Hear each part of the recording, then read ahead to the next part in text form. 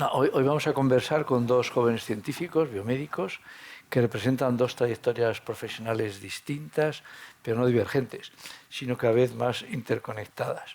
Está Melissa García Caballero, que es profesora titular de la Universidad de Málaga, y Pablo Moral López, que muchos le conoceréis, jefe de proyecto de GSK Global Health Medicines, R&D en GSK en la Comunidad de Madrid.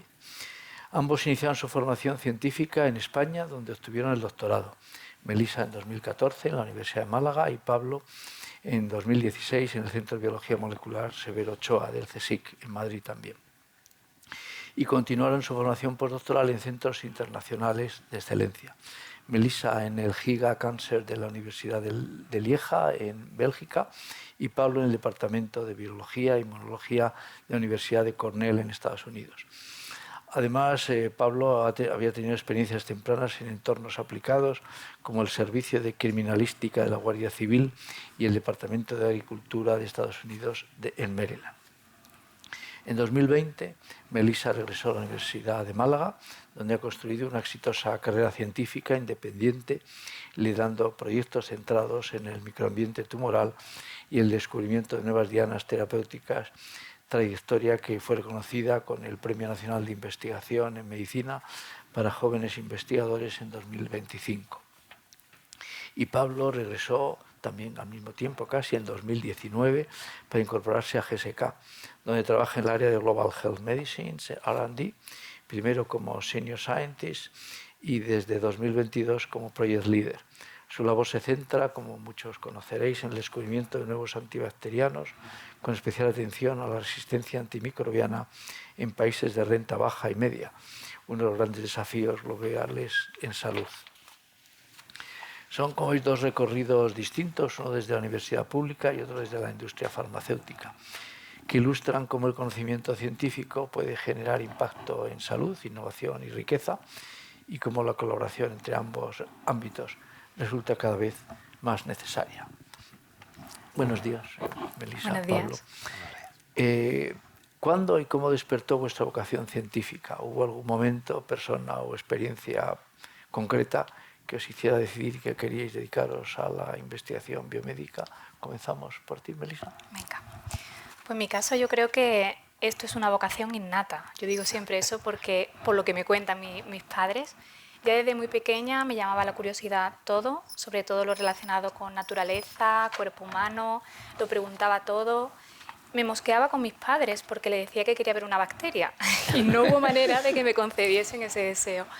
Entonces, en mi caso, bueno, ya desde la infancia, ¿no? Estaba todo como muy predefinido de alguna forma y con el paso de los años yo creo que esa curiosidad fue solamente creciendo, se fue canalizando de una forma natural, se puede decir, y ya cuando hubo que elegir, pues bueno, contextos en los que había que elegir algo más relacionado con las ciencias, por ejemplo, bachillerato de la salud, tenía claro que quería estudiar biología. De hecho, nunca puse siempre... Te daban en la plantilla para pues, rellenar la matrícula y había que poner como 3 carreras. Y me negué a poner 2 más. Digo, vaya que se equivoquen, me manden a la segunda y yo no quiero la segunda, yo quiero biología. Y bueno, a partir de ahí, pues eso, ¿no? Ha estado todo en el vídeo. No puedo decir que haya un momento o una persona, porque de hecho mis padres y familiares están alejados del mundo científico. Entonces yo creo que en mi caso, yo lo tengo claro, por lo que me cuentan al menos, sí. ¿Y tú, Pablo? Yo me siento muy identificado con lo que ha contado Melissa y casi define también cómo ha sido para mí. Yo creo que como todos los niños yo he tenido esa fase de preguntarme el por qué. Yo también quería ver una bacteria de pequeño, con el micronova no dio y quizá eso fue lo que me llevó a estudiar biología, pero desde el principio fue el preguntarme el por qué y el cómo funcionan las cosas. A mí me llamaba más la atención entender cómo funciona una mariposa o una bacteria que entender cómo funcionaba un coche. Y hay un momento en el que los adultos que te rodean te pueden dar respuestas y explicártelo. Hay un momento en el que esas preguntas se vuelven más complejas, más profundas y ya en aquella época que no había Google, pues tenías que ir a una librería, a una biblioteca, intentar averiguar por qué o cómo funcionaba algo. Y hay un momento que ya no está en los libros y eso es lo que yo creo que te lleva a querer profundizar. Yo también solo puse la opción de biología. Y darte cuenta de que ya hay un punto de inflexión en el que ya, si quieres saber algo, seguramente tengas que ser tú el que ponga, se remangue e investigue el porqué. Eso es así. Qué bien. No os elegí por esto, yo no lo sabía. Pero tras experiencias postdoctorales internacionales, como antes he comentado, muy competitivas, ¿qué factores fueron decisivos para elegir una carrera en la universidad pública, en un caso, y en la industria farmacéutica, en el otro? ¿Fue una decisión planificada desde el principio o algo que se fue definiendo con el tiempo? Melissa. En mi caso, creo que no fue una planificación directa, sino más bien estuvo motivada a nivel contextual. Yo estuve 7 años haciendo un postdoctoral en Bélgica y sabía que me quería volver a Málaga. Además, quería estar cerca de mi familia, después de tanto tiempo fuera, sabía que mi sitio estaba ahí, que podía hacer ciencia en España y, por supuesto, en Málaga. Entonces, analizando opciones, en Málaga tampoco tenemos empresas farmacéuticas que me atrajesen o que yo viese, por ejemplo, tenemos el ejemplo en Madrid o en Barcelona, que sí que tenemos más opciones. En Málaga la opción más factible siempre era volver a la academia, que es de donde yo salí, a la universidad, y al Centro de Investigación de Biomedicina de Málaga y Vima Plataforma Bionam. Entonces, era como la vía directa de alguna forma y por eso acabé allí. Si me hubiese quedado en Bélgica, yo creo que muy probablemente estuviese en una empresa farmacéutica. De hecho, muchos de mis compañeros que hacían el postdoc conmigo a día de hoy están en Janssen o en Troya o en otras muchas empresas farmacéuticas y están encantados porque están haciendo investigación. Yo tenía la idea de yo quiero investigar y quizás en una industria farmacéutica no puedo. Entonces te das cuenta que no. Cuando tienes gente cercana que trabaja en esos contextos, en esos centros, en esas industrias, se ve que perfectamente puede llevar a cabo, liderar proyectos de investigación, poner tu hipótesis en la mesa, investigar. Entonces, en mi caso ha sido más bien contextual por quererme volver. Si me quedo fuera, ahí ya no estoy tan segura que hubiese pasado. Pues muy interesante y para mí quizá también ha sido un proceso bastante natural, sin haber tomado una decisión premeditada sobre qué es lo que quería hacer, sino dejarme guiar por años de aprendizaje. Como ya habíamos contado, a mí lo que me llevó a la universidad fue la curiosidad por entender cómo funciona el mundo de la biología y poco a poco cómo funciona el mundo de las moléculas. Y desde ahí fue un inicio basado simplemente en la curiosidad. Y en algún momento yo me empecé a plantear, bueno, ¿y qué puedo hacer con todo esto que yo estoy aprendiendo o hacia dónde quiero dirigir la ciencia en la que trabajo? Como a mí me gustaban mucho las bacterias, hasta que conseguí ver una, y luego me gustaron más todavía, el área de la enfermedad infecciosa me interesó mucho. Y además cuando empiezas a ver cómo funcionan a nivel mundial, desde el punto de vista de la demografía o la salud pública, ves que las enfermedades infecciosas en general tienen un impacto mayor, más desproporcionado en países de baja renta. Entonces cuando ahí ya empecé a ver muy claro hacia dónde me quería dirigir y hacia dónde quería dirigir mi ciencia. Hay muy pocos centros en el mundo que te ofrezcan el poder desarrollar fármacos o terapias contra enfermedades infecciosas y precisamente GSK, que encima estaba al lado de mi casa, me pasó un poco como a ti también, pues fue una opción fantástica y prácticamente la única a nivel mundial que podía ofrecer este tipo de trabajo y desarrollo. ¿Qué os atrajo de vuestros respectivos temas de trabajo? El microambiente tumoral y el descubrimiento de dianas terapéuticas por un lado y el desarrollo de antibacterianos frente a la resistencia antimicrobiana por otro. ¿Qué os motiva hoy en el día a día de vuestra investigación? Ahora empezamos por... Empezamos por... Pues una vez más es al final la curiosidad. Yo siempre quise entender cómo funcionan los patógenos que nos infectan y hacen que nos pongamos malos, y eso me llevó a hacer la tesis doctoral para intentar entender mejor cómo funciona ya a nivel intracelular un virus, qué mecanismos a nivel molecular tiene para intentar manipular o interaccionar con la célula hospedadora y cómo se adapta al ambiente. Y precisamente eso es en lo que se basa el trabajo que hacemos aquí.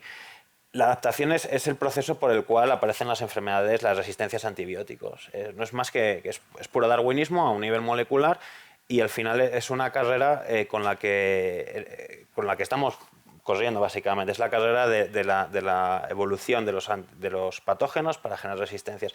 Y no estamos muy bien situados ahora mismo, es una crisis silenciosa.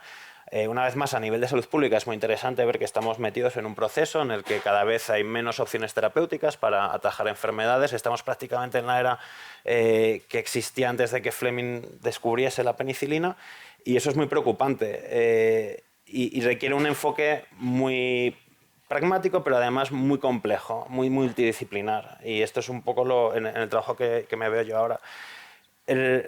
Si vemos en qué punto estamos en esa carrera. No estamos muy bien, las bacterias evolucionan quizás más rápido de lo que nosotros conseguimos innovar y eso nos está llevando a un punto de no retorno.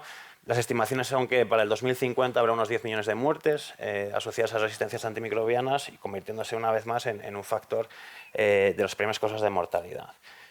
El 90% ocurrirán en países además de bajo nivel de renta y además las enfermedades de este tipo generan un estrés enorme sobre los sistemas de salud y por lo tanto tienen un detrimento directo sobre el desarrollo de naciones con menos nivel de renta. Entonces esto ya a nivel social es muy interesante y si además aplicamos el componente científico de cómo investigamos, cómo encontramos vulnerabilidades dentro de los patógenos y ser capaces de atacarlos mediante estrategias que ellos no conozcan aún o para los que no estén preparados, a nivel científico es muy bonito. Y sobre todo poder aplicarlo con un objetivo tan claro en mente que es esa ambición hacia el paciente. Eso es algo que te tiene que motivar, ya no solo en el día a día, que la ciencia creo que para todos nosotros nos motiva, pero tener un objetivo muy claro, como son esos pacientes, creo que motiva especialmente más. Pues en mi caso, el estudio del microambiente tumoral, lo que más me llama la atención es la complejidad. Tengo que decir que me gusta lo difícil, me gusta lo retante. El estudio yo creo que de cualquier enfermedad, sobre todo humana, tiene un factor importante, es muy compleja, pero quiero decir que el cáncer es un poquito más, porque es una enfermedad multifactorial. Tenemos que tener en cuenta que no viene generado por una causa o una mutación sola, aislada, sino que es una enfermedad multifactorial en la que convergen multitud de parámetros y podemos ver que es cierto que distintos tipos de tumores o tumores que afectan a distintos órganos son diferentes entre sí, lo cual hasta cierto modo casi parece comprensible, pero es que un tumor que afecta a un mismo órgano en distintos pacientes es completamente diferente. Pero es que para más INRI, dentro de un mismo tumor en un paciente tenemos poblaciones de células tumorales que son de un tipo y en la otra parte del otro tumor son completamente distintas. Unas tienen una mutación, unas te responden, las otras no. O sea, es algo muy complejo, muy heterogéneo. Dentro de eso, sobre todo, lo que me llama la atención más es cómo se comunica. O sea, nosotros nos centramos sobre todo en estudiar qué tipo de lenguaje utilizan esas células, cómo esa célula tumoral se comunica con su entorno, porque hasta hace poco, cuando se publicó los Hallmarks of Cancer de Hanahan y Weinberg, ahí se prestaba atención sobre todo a un tumor como un ente aislado, todo es igual, todo es homogéneo, es un tumor.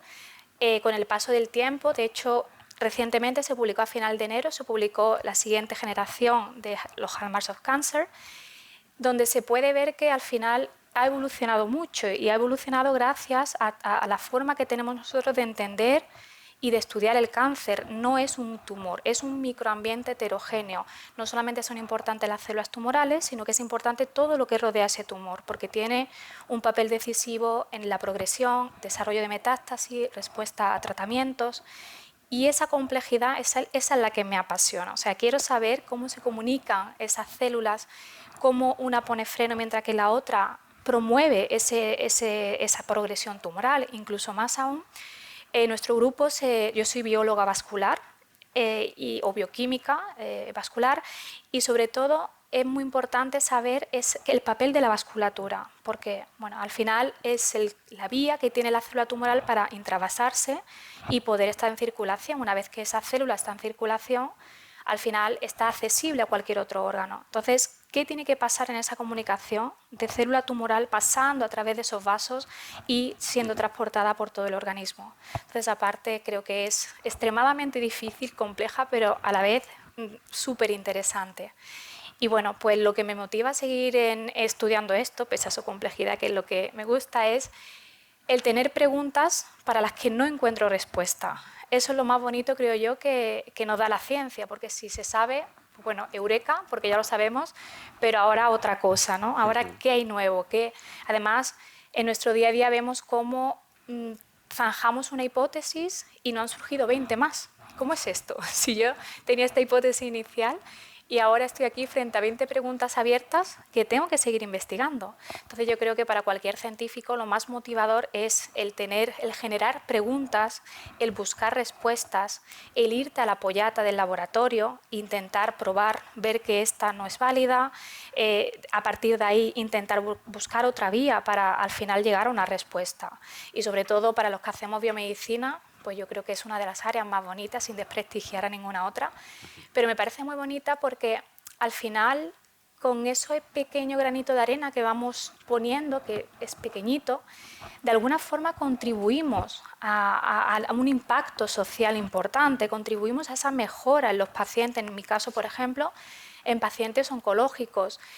Es cierto que estamos todavía lejos de conseguir, pues no me atrevo ni a decirlo, ¿no?, la curación contra el cáncer. Yo creo que son palabras mayores, pero sí es cierto que hemos avanzado mucho. Están las inmunoterapias, estamos ahora en la era de la medicina de precisión, medicina personalizada. Tenemos que para cada paciente generar y desarrollar ese tratamiento que le encaja, que para él sí, pero para el otro paciente de la camilla de al lado no le funciona. Entonces, eso es lo apasionante de este tipo de área y de aplicaciones translacionales de la biología básica que hacemos en nuestro laboratorio. A mí me parece muy interesante porque creo que otras disciplinas también pueden beber, ¿no?, de todo lo que se desarrolla en el área de oncología, también esa evolución que también sucede en el campo de la oncología y todas estas nuevas terapias o aproximaciones muy innovadoras que también se pueden Tienen luego aplicar atraer. a otros campos. Entonces, Sí. bueno, yo creo que al final el enfoque integrador es el que vale. ¿Qué papel han tenido los mentores en vuestras carreras? ¿Hay alguna enseñanza o consejo que haya sido especialmente determinante para vuestro desarrollo profesional? Pues Pablo. Yo creo que los mentores son una asignatura fundamental en cualquier persona que quiera trabajar en ciencia. Es tan importante como ir a clase, creo que en los siguientes pasos es fundamental tener un mentor. A mí me gusta mucho una frase que dijo Isaac Newton a Hooke, que es, si he visto más lejos es porque estoy sentado a hombros de gigantes. Y eso es lo que a mí me sugiere, por lo menos, es que el conocimiento es colectivo, no es un logro individual y, por lo tanto, tener a alguien que sabe más que tú, que en mi caso hay mucha gente que sabe mucho más que yo, te puede transportar y te puede hacer crecer como profesional. Y no solo eso, sino más allá del conocimiento que te puedan dar, es la manera de pensar, es la manera de abordar los problemas. Y eso es algo que además te llevas a casa. Ya no es algo que solo sea para tu puesto laboral o tu carrera profesional, es algo que la manera de hacer ciencia creo que te la llevas a casa y creo que esa relación con los mentores es fundamental. Yo he tenido afortunadamente muchos mentores, porque ya os digo que hay mucha gente que sabe mucho más que yo. El primero fue Luis Carrasco, catedrático de microbiología en la Universidad Autónoma y mi director de tesis. Y él quizás fue la persona que me enseñó a utilizar el método científico, traspasarlo o trasladarlo de lo que ponen los libros a la vida real, a cómo se aplica el método científico, cómo hay que buscar hipótesis y lo que decía mi compañera Melissa, qué preguntas nos tenemos que hacer y cuáles van a ser las siguientes preguntas y despertar esa curiosidad. He tenido más mentores y ahora en industria también he tenido la suerte de tener mentores. He tenido primero a Tim Miles, después he tenido a Robert Bates, que es mi actual jefe, y con él también puedo aprender mucho. Es gente que tiene muchísima experiencia en el campo, han tenido muchos éxitos, sobre todo en el área de tuberculosis, y a mí me aportan también una visión muy humana y muy cercana sobre cómo se utiliza la ciencia con una visión enfocada hacia el paciente, siempre con esa visión hacia el paciente. Esa ha sido un poco mi experiencia. En tu caso, Melissa. Pues yo estoy totalmente de acuerdo con Pablo.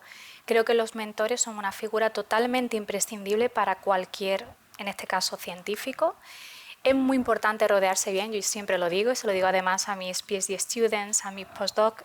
Hay que rodearse muy bien, hay que saber de quién nos rodeamos y hay que saber quién son tus mentores y elegir a tus mentores. En mi caso, pues he tenido muchos y han sido mis jefes como directores de tesis, después directores durante la estancia postdoctoral, pero incluso mentores han sido compañeros postdoctorales de los que yo veía que para mí era un rol a seguir. O sea, los veía dando una charla o los veía escribiendo y yo decía, qué bien lo hace, yo quiero ser como esta persona, no tengo que conseguirlo. Entonces, todo aquel en el que en algún momento, por alguna razón, me he querido ver reflejada, para mí de alguna forma se han convertido en esas personas, en esos tutores, esos mentores que me han aportado algo positivo. Entonces, y dentro de esto, algo muy importante que yo siempre cuento es que tengo que diferenciar, y me gusta siempre diferenciar mentores científicos de mentores personales, porque creo que el rol tanto de uno como de otro son necesarios, y es ese rol, esa combinación de tus mentores científicos con los personales los que al final te generan esa riqueza, ¿no? y te van guiando en el camino. Y mentores científicos, pues bueno, pues como decía, desde mis directores de tesis a después supervisores del postdoctoral, que están ahí, que te apoyan, que te enseñan con rigor cómo hacer ciencia, que te corrigen, que te dejan tu espacio para que tú aprendas. Yo siempre recuerdo uno de el profesor Peter Karmelit en el Center for Cancer Biology en Bélgica. A lo mejor tenía una idea loca y digo, se la tengo que contar, pero entraba siempre en el despacho como diciéndole, Peter, quizás esto es muy ambicioso, porque claro, presupuestos, eso implica muchas cosas. Y él cuando se lo contaba me decía, Melissa, pero es que es excelente, think big, piensa en grande. Por favor, siempre piensa en grande, no te cortes. Y ya, pero es que presupuesto, he hecho el cálculo de las muestras de pacientes que necesitamos para llegar justo a identificar o a validar lo que queremos. Y es que, no problem, think big. Entonces, esa frase, ¿no? Esa motivación, tú dices, bueno, pues tengo que hacerlo, ¿no? Think big, tengo que seguir haciéndolo.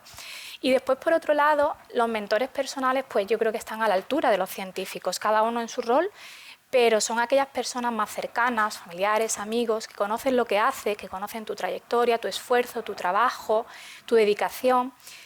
Y bueno, están ahí porque tenemos momentos, yo no diría de dudas, pero sí son momentos complicados de decisión. O sea, tengo que elegir. No quiero equivocarme, no me puedo perdonar equivocarme, o sea, no puedo equivocarme. Entonces, ¿qué elijo? ¿Qué es mejor opción? Y vas a ellos tú ya con tu idea preconcebida, ¿no? Yo creo que voy a elegir esto, pero necesito contrastarlo, necesito que alguien me dé el visto bueno. Entonces te vas a esos mentores personales y le dices, mira, ¿tú qué harías? Pues conociéndote hay que hacer esto. Y ya cuando aciertan, porque en mi caso al menos siempre han acertado, pues ya te quedas tranquila y tú dices, bueno, esto va bien, ¿no? Esto no es una equivocación.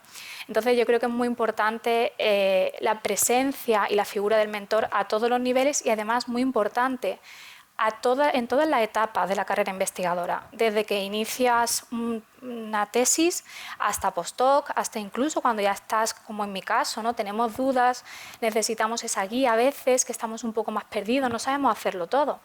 Entonces la figura es fundamental, sin duda. Muchas gracias. Sí, yo soy muy mayor, tengo un mentor, una mentora. Sí, veo cambiando, algunos han fallecido y ahora tengo a alguien más joven, obviamente, que yo. Cada vez es más necesario que el conocimiento generado en el ámbito público converja con el sector privado. ¿Cómo vivís esa convergencia desde vuestras posiciones? ¿Qué mecanismos creéis que funcionan mejor para transformar conocimiento científico e innovación en impacto en salud y generación de riqueza? Empezamos contigo. Vale.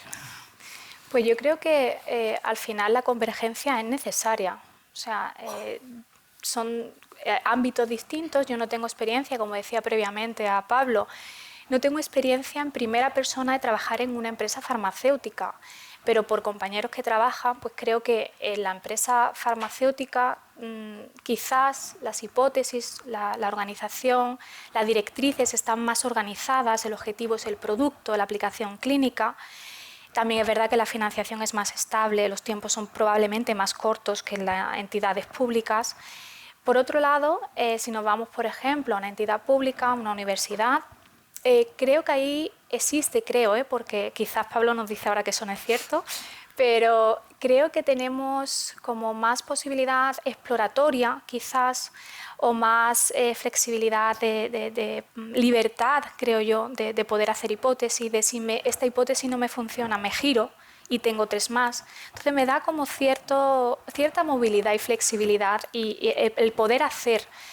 Entonces yo creo que son ámbitos distintos. Igual la financiación pública quizás es mucho más intermitente, más inestable, los tiempos son muy largos a veces, desesperante la situación muchas veces también. Pero yo creo que al final es necesario que converjan y es cuando convergen esos dos mundos, lo que es la empresa, la farmacéutica junto con la academia, por ejemplo, cuando al final se consigue un impacto en salud, cuando se cruzan esos puentes, surgen puentes que unen esos dos mundos, bajo mi punto de vista es cuando surge la innovación. Todos los que estamos aquí, todos los científicos, por muy básicos que seamos, queremos una innovación. Yo no quiero que mi diana terapéutica o mi biomarcador se quede en el cajón. Yo quiero que eso en algún momento salte a la clínica, tenga una aplicación, un impacto en el paciente, y ahí pues esa parte se agiliza mucho teniendo empresas farmacéuticas, sin duda. Entonces, yo creo que esa convergencia es necesaria y, en cierto modo, yo también le comentaba antes a Pablo, que no he trabajado para la empresa farmacéutica, pero sí he colaborado con la empresa farmacéutica, entonces sé lo que se cuece por allí. Durante la tesis, por ejemplo, colaboré con Biomar, que nos mandaban productos que yo en mi pollata, con mis pipetas, pues identificaba la capacidad antiproliferativa, porque ya estaba muy enfocada en el mundo tumoral. Entonces, la capacidad antitumoral, que tenía esos fármacos, lo probaba en ratones. Entonces, en cierto modo ya he tenido esa conexión. Yo creo que ahí es cuando realmente surge el impacto, o el impacto en salud se multiplica. Estoy totalmente de acuerdo con lo que ha comentado Melissa. Es cierto que existe esa brecha entre esa capacidad o ese proceso de eureka que hay en la academia, pero es verdad que la capacidad de desarrollo llega hasta cierto punto de maduración en el ámbito académico, y luego que eso pueda llegar a la cama de un paciente o puede llevar muchos años o simplemente se puede quedar en un cajón. Y creo que esa interacción público-privada es precisamente lo que reduce esa brecha. Curiosamente, otra cosa en la que hemos coincidido es que yo también durante mi tesis también trabajé para esta empresa evaluando modos de acción. Entonces creo que esta brecha ya se está cerrando poco a poco. Quizá hace unos años, en los años 80, no era algo muy habitual, pero cada vez se da más interacción público-privada. Y al final se trata de acelerar los procesos para llegar a quien los necesita. En el caso y ahí voy a ser un poco egoísta, en el caso de las resistencias antimicrobianas ya hemos hablado que hay una carrera en la que no estamos muy bien posicionados y quizás es más urgente ser capaces de desarrollar nuevas estrategias, nuevas tecnologías que nos permitan generar nuevos recursos terapéuticos. Y es urgente. Entonces, quizá aquí la manera que apremia es el modelo colaborativo, en el que unimos las fortalezas de la academia y la fortaleza de la industria para desarrollar juntos nuevas opciones y oportunidades dirigidas a quien las necesita. Yo he tenido la suerte aquí en GSK de vivir esto más de primera mano y formar parte de diferentes consorcios de colaboración a nivel nacional, pero también a nivel internacional, como por ejemplo el consorcio ENTU-IEMAR, que precisamente busca ese desarrollo tecnológico que además pueda atraer talento para ponernos al frente de las enfermedades. Luego, además, aquí tenemos también un modelo que a mí me parece muy bonito, que es un modelo de innovación abierta, que lo dirige la Fundación Open Lab, Tres Cantos Open Lab, y que permite a científicos de diferentes partes del mundo venir a nuestras instalaciones, compartir experiencia con nosotros y, una vez más, desarrollar o evaluar nuevas opciones terapéuticas, nuevos procesos científicos que nos permitan acercarnos más al paciente, siempre y cuando estén enfocadas en nuestras áreas terapéuticas, que son las enfermedades que afectan desproporcionadamente a países con baja renta. Mi última pregunta. ¿Cómo os imagináis vuestra carrera dentro de 10 años? ¿Qué consejos daríais a jóvenes científicos que hoy dudan entre seguir una carrera académica o continuarla desde el sector privado? ¿Quién quiere empezar? Puedo empezar yo y voy a ser breve. Yo no sé dónde me veo en 10 años. Lo que sí que me gustaría, tener personas en mi vida que me sigan manteniendo activo en cuanto a conocimiento. Me gustaría seguir teniendo mentores. Pero desde luego me gustaría verme en una posición donde pueda seguir buscando o más bien que el motor que me hace trabajar sea la pasión, sea la ciencia y sea el objetivo de llevar esa ciencia a las personas que la necesitan. Pero realmente no sé dónde no me veo, es algo que no me plantea, sí que sé cómo me gustaría sentirme durante ese proceso. Y para las personas que están empezando no puedo dar muchos consejos, más que quizá ese objetivo de dónde vayamos en 10 años no es tan importante como qué es lo que queremos hacer en el día a día, que es perseguir nuestras pasiones y disfrutar de ese proceso y tener la mente abierta, yo creo que es mejor saber qué es lo que no te gusta que lo que te gusta. Y así también poder siempre explorar diferentes opciones sin sesgos personales. Y ahí lo dejo.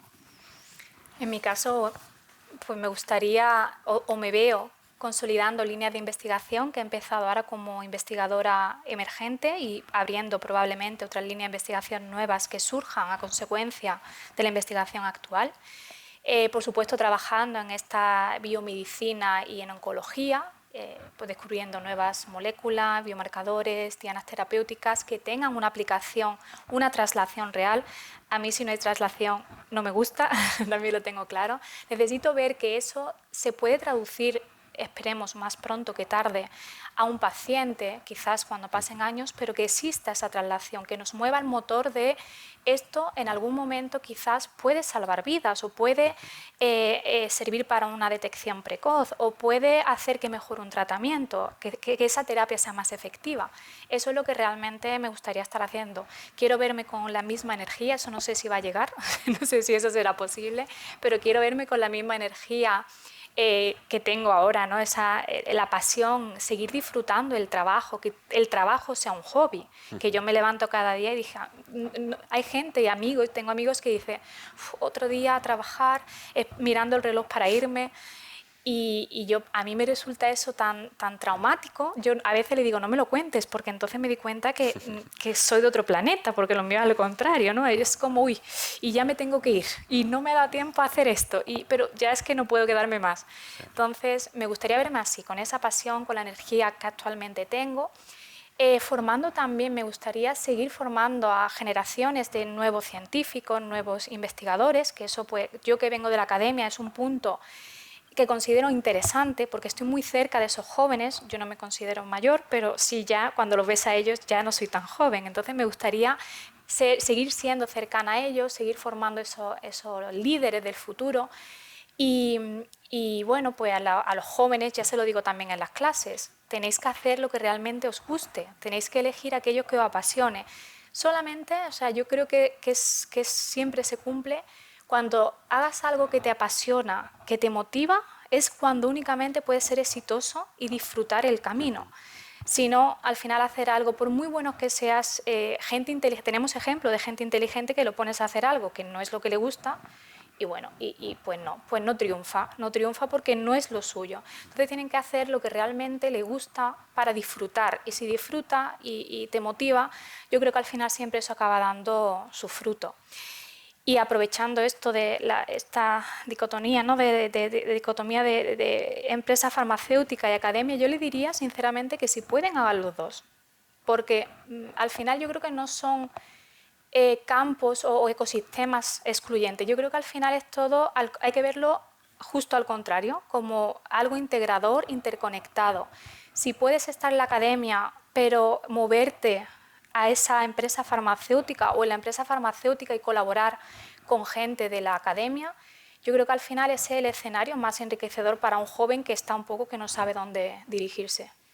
Es decir, el objetivo es el viaje, no el destino. Exacto. Vale, pues muchísimas gracias, de verdad, muchas gracias. Muchas gracias. Gracias.